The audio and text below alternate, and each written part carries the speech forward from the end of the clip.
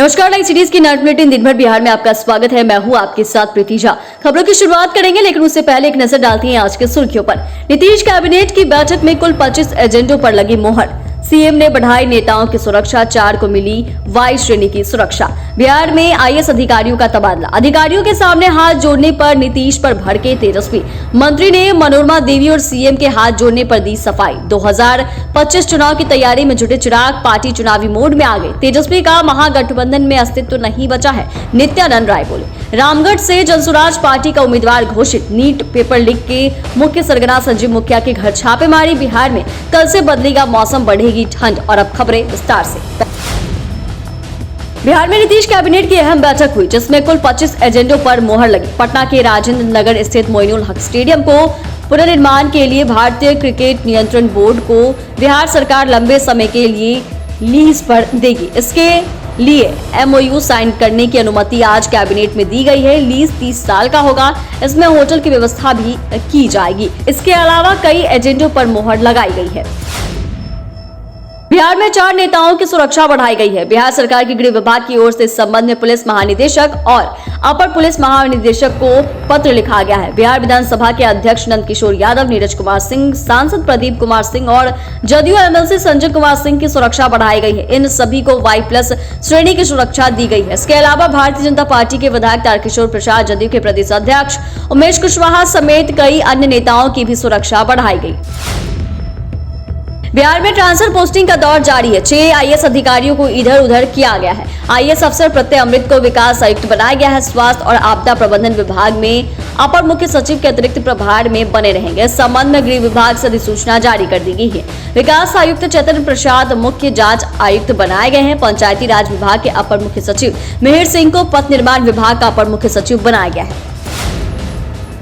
नीतीश कुमार के हाथ जोड़े तेजस्वी यादव हमला किया है और कहा है कि जनहित के कार्य करवाने के लिए अपने माथत अधिकारियों के सामने बारंबार हाथ जोड़ना, गिड़गिड़ाना, उनके पैर पड़ना क्या एक असहाय, असमर्थ, अस्वस्थ, बेबस, लाचार और कमजोर मुख्यमंत्री की निशानी नहीं है।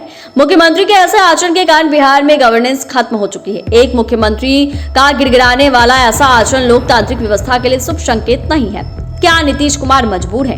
तेजस्वी यादव ने आगे कहा कि जब नैतिकता समाप्त हो चुकी है, विश्वसनीयता शून्य है और समाज में स्वीकार्यता न्यूनतम स्तर पर हो, तब अधिकारियों के सामने ऐसा करना क्या नीतीश कुमार जी की मजबूरी है?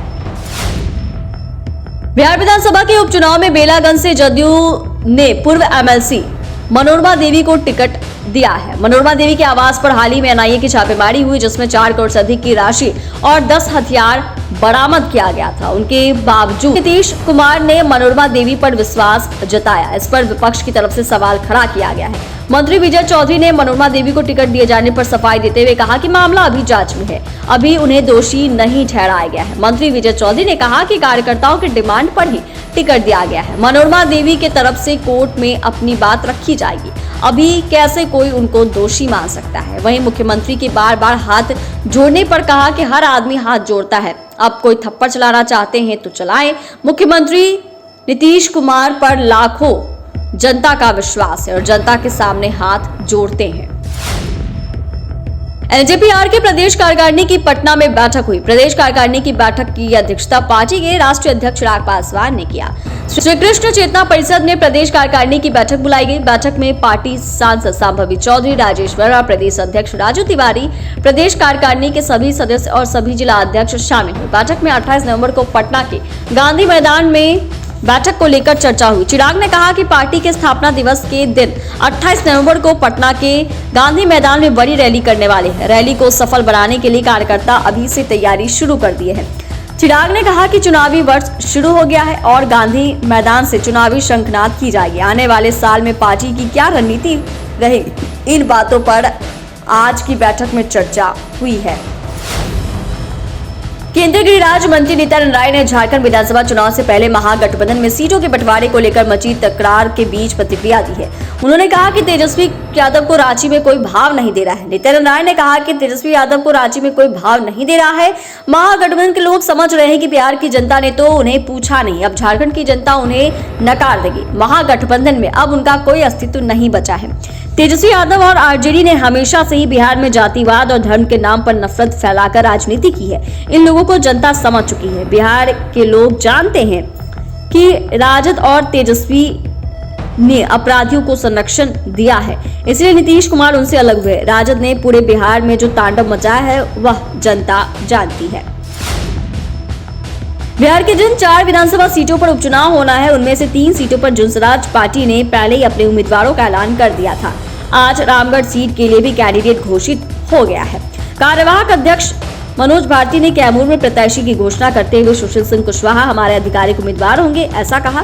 रामगढ़ सीट से जनसुराज पार्टी के कैंडिडेट सुशील सिंह कुशवाहा बसपा के प्रदेश महासचिव रह चुके हैं।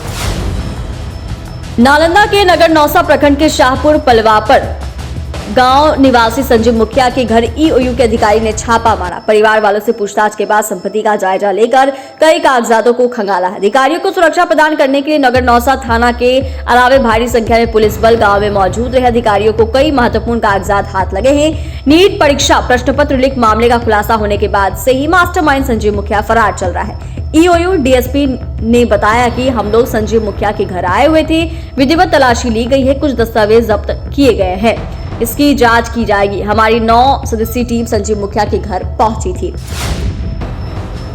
बिहार में कल से मौसम में बदलाव देखने को मिलेगा। 23 से 26 अक्टूबर के बीच तेज हवा चलेगी। इस दौरान हवा की गति 20 से 40 किलोमीटर प्रति घंटे की रफ्तार होने की संभावना है। इसके अलावा प्रदेश के कई जिलों में बारिश का पूर्वानुमान है। मौसम विभाग के मुताबिक 23 अक्टूबर को पश्चिम बंगाल की खाड़ी में चक्रवात बनने की आशंका है। खास तौर पर साइक्लोनिक सर्कुलेशन की स्थिति बन रही है। इस वजह से तापमान में गिरावट होने और हल्की ठंड बढ़ने की संभावना जताई गई है। चैनल को सब्सक्राइब करें, फेसबुक पेज को लाइक करें। वीडियो देखने के लिए आपका धन्यवाद।